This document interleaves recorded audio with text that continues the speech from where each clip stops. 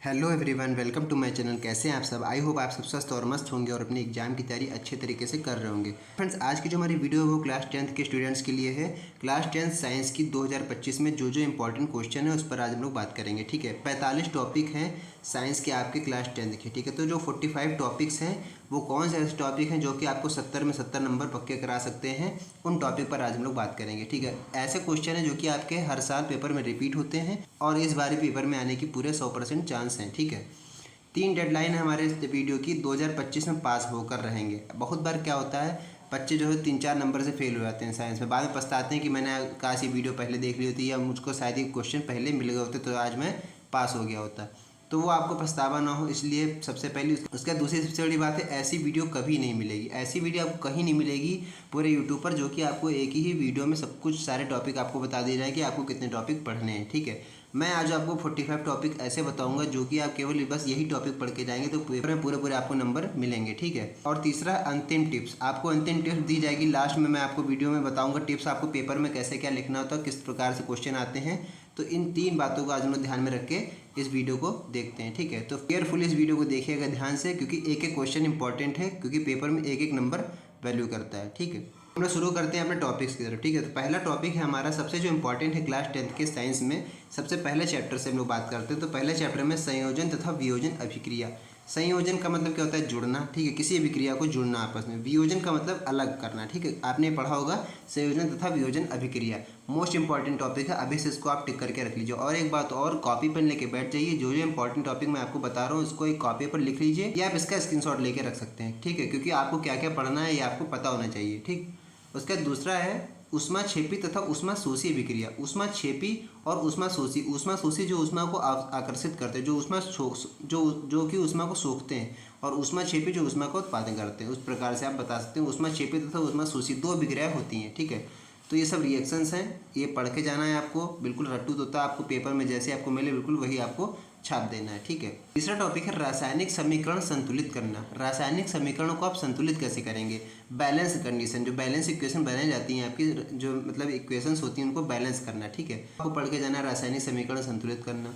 उसके बाद अम्ल क्षार, यहाँ चार नहीं होगा, यहाँ क्षार होगा। ठीक है, तो अम्ल क्षार एवं लवण की परिभाषा और उसके उदाहरण, यानी अम्ल की परिभाषा और उसका उदाहरण, क्षार की परिभाषा फिर उसका उदाहरण, एवं लवण की परिभाषा और उसका उदाहरण। यानी कि तीनों की आपको परिभाषा डिफिनेशन लिखनी है और उसके एग्जाम्पल, ठीक है, उसके उदाहरण देने हैं।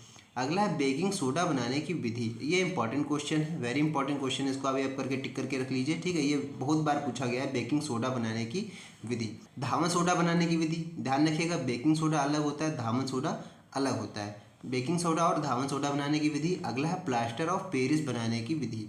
प्लास्टर ऑफ पेरिस यानी पीओपी, आपने देखा होगा पीओपी जो होती है, पीओपी बनाने की विधि।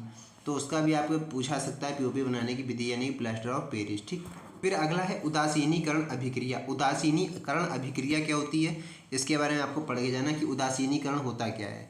अगला है धातु एवं अधातु के बारे में। धातु एवं अधातु के बारे में देखिए, जितने भी मैं आपको टॉपिक बता रहा हूँ सब कुछ इंपॉर्टेंट है, सारे के सारे टॉपिक इंपॉर्टेंट है। ये सब आपके पेपर में जरूर पूछे आते हैं। ठीक है, एक एक क्वेश्चन आपसे पूछा जाएगा, भले ही आपसे 2 नंबर में पूछा जाए या 1 नंबर में पूछा जाए, या हो सकता है मैक्सिमम 5 नंबर में पूछा जाए, लेकिन आपसे जरूर क्वेश्चन पूछा जाएगा।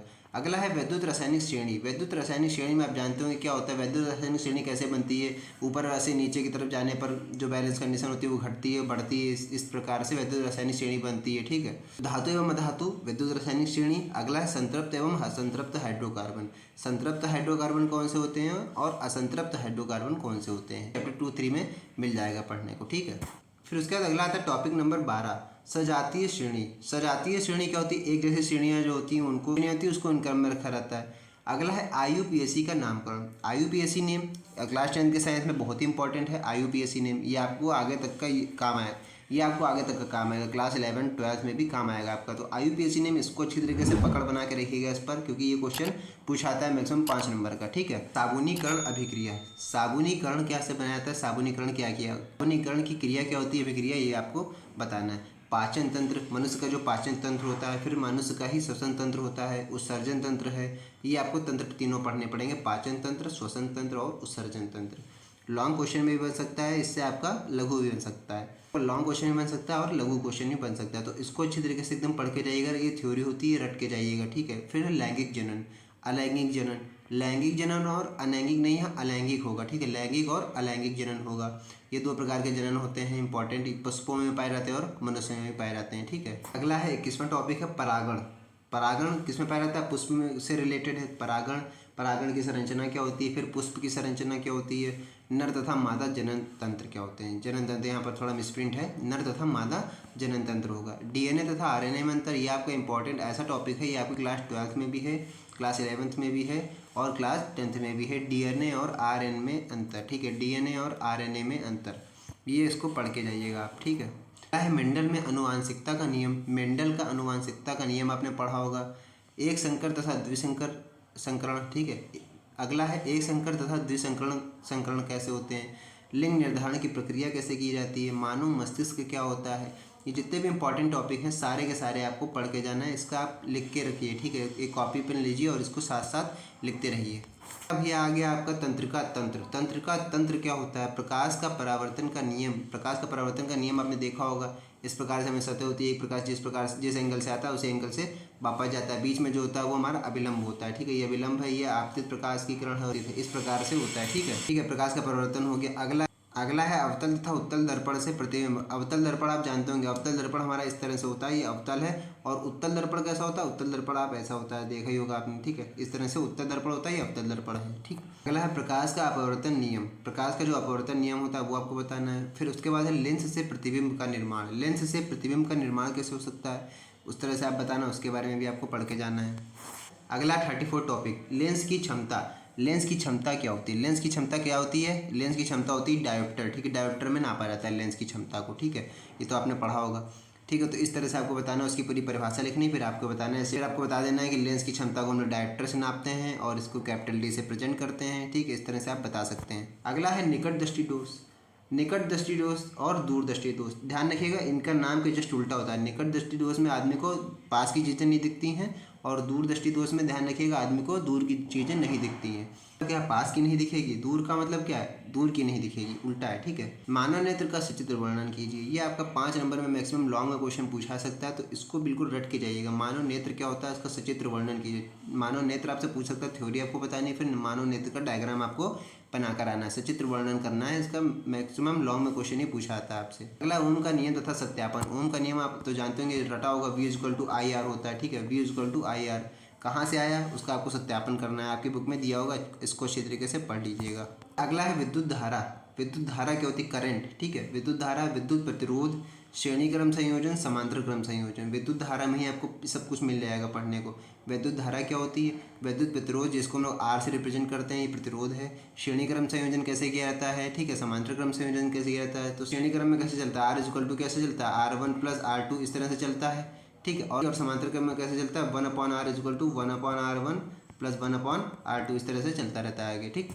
अगला है चुंबकीय बल रेखाएं। चुंबकीय बल रेखाएं कैसी होती है? चुंबकीय बल रेखाएं, जो चुंबक जो हमारा मैग्नेट होता है, इस तरह से मैग्नेट रखा हुआ है, इससे जो हमारी रेखाएं निकलती हैं, ठीक है, आसपास के एरिया से जो निकलती है, जो कवर करती हैं, वो रेखाएं निकलती हैं, तो चुंबकीय बल रेखाएं उनको हम लोग कहते हैं। जो अभी आसपास हमारे रेखाएं जो भी हमारे एरिया कवर करती हैं, ठीक है, तो उनको चुंबकीय बल रेखाएं कहते हैं, ठीक।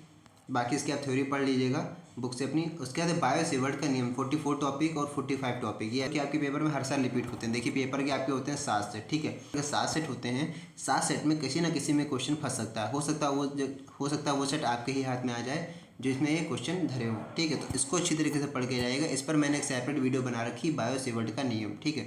बायो सेवर्ट के नियम पे आप मेरे चैनल पर विजिट करेंगे तो इस पर आप देख सकते हैं बायो सेवर्ट का नियम क्या होता है। फ्लेमिंग के दाएं हाथ तथा बाएं हाथ का नियम। फ्लेमिंग का दाएं तथा बाएं हाथ का नियम का क्या होता है, इस पर भी मैंने वीडियो बनाई हुई है। फ्लेमिंग का दाएं हाथ का रूल क्या होता है और बाएं हाथ का नियम, ठीक है। दोनों आपको नियम पढ़ के जाने, दाएं हाथ का और बाएं हाथ का नियम। और ध्यान रखिएगा बायो सेवर्ट का नियम में मैक्सिमम पूछा गया है, इसको अच्छी तरीके से पढ़ के जाइएगा। इस वीडियो का लिंक अभी मैं नीचे डिस्क्रिप्शन में डाल दूंगा, वहाँ से आप जाके इसको देख सकते हैं। तो फ्रेंड्स ये हमारे 45 टॉपिक थे क्लास 10th के, जो कि मोस्टली आपके पेपर में पूछे आते हैं। आई होप आपको सारे टॉपिक क्लियर हो गए होंगे और आपने सारे टॉपिक नोट कर लिए होंगे। तो फ्रेंड्स अगर वीडियो अच्छा लगा हो तो वीडियो को लाइक कीजिएगा और चैनल पर नए हैं तो एक बार चैनल को सब्सक्राइब कर लीजिएगा। मैं इस तरह की क्लास 10th और 12th दोनों की वीडियो इस चैनल पर डालता रहता हूँ। और इसको अपने फ्रेंड सर्किल में भी शेयर कीजिए ताकि आपके फ्रेंड्स की भी हेल्प हो सके। तो फ्रेंड्स बस आज की वीडियो में इतना ही, मिलते हैं नेक्स्ट वीडियो में, तब तक के लिए जय हिंद।